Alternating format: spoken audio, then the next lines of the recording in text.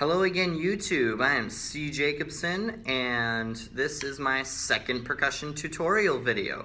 It's clear you didn't bore with me during my first one, where I taught you how to properly assemble your grip and the angles for each of your joints in the arm when you're preparing to play the drum. Well, today we're going to actually play the drum. It'll just be a single stroke, your very first stroke on the drum. Today's stroke will have 4 key terms or elements. First one will be it'll be a 15-inch stroke. Secondly, it'll be a staccato stroke, also known as a downstroke. Thirdly, it'll be placed in the center of the drum. And fourthly, the power will come from wrist with the fulcrum in the grip.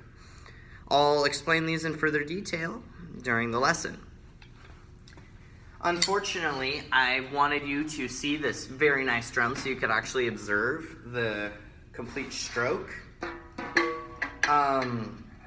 So I had to kind of cut my head out of the video since, I'm kind of low on gear as of right now. Anyway, so to begin with, I'm just going to show you the actual stroke. Finished. Alright, so the muting, that's just because sometimes with a concert snare drum, if you play it too loudly, it rings a lot, and I don't like the overtones. So I mute it.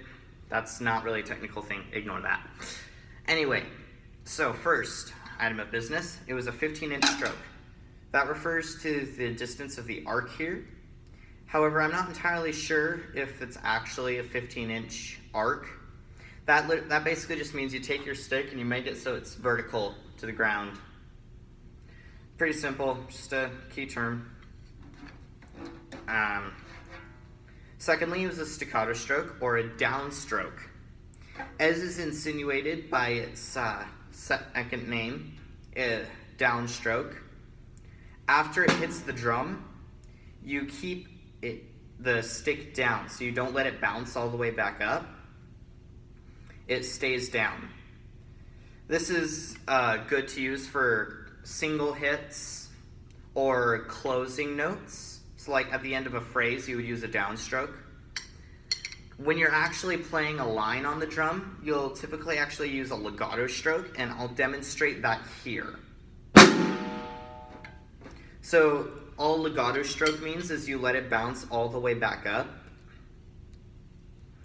It's pretty simple, but that's what you use when you're actually playing full percussion lines like this one.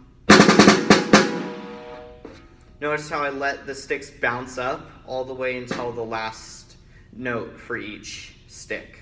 Then I kept them down. Of course, you don't want to just press them into the drum. That's really bad for the head. You'll want to let them come up maybe like an inch or 2 off, but definitely not really much further than that.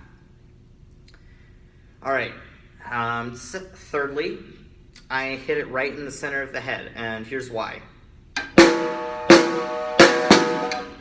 Those hits were all on the edge, and it sounded really bad. Just for even more clarification, hear the difference. Pretty simple. It's a huge difference. So when you're drumming, you want all of your strokes to be as close as possible to the center. The best analogy lesson I've heard was from one of my drum directors that I had in Utah. He said if you take 2 pennies, put them in the center right next to each other, your left drumstick should hit the left penny and your right drumstick should hit the right penny. And it should be that close. And that's that. And fourthly, where the power in the fulcrum is. The whole rotation is in your wrist. Now, you don't want to be super tense to allow no movement in the fingers whatsoever. But if you're pumping with your fingers, that's really bad technique. And it requires more arc here to get the muscles to work more efficiently. And it's just really terrible. And if you have your fingers out, that's also really bad. The fulcrum, or the point of rotation, is at the cross here between your thumb and index finger. That's where all the rotation happens. Most of it, anyway. And when you're drumming, the motion comes from your wrist. And there will be a little bit of motion between finger and palm, but there shouldn't be too much. your pinky should maintain constant contact with the drumstick.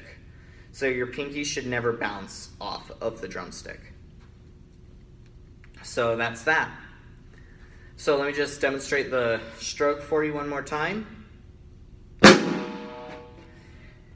And that's everything I had planned for you today. First stroke is actually a pretty big milestone lesson. So, as usual, I'd like to request a couple things from you. First, I'd like you to hit that like button. That'd be really nice, make my day. I'd also like you to leave me a few comments, because I know I'm not perfect. So I'm especially looking for comments on ways I can improve my teaching, ways I can improve my musical skills. Like if you noticed anything I was doing incorrectly, I'd be more than happy to correct them for myself.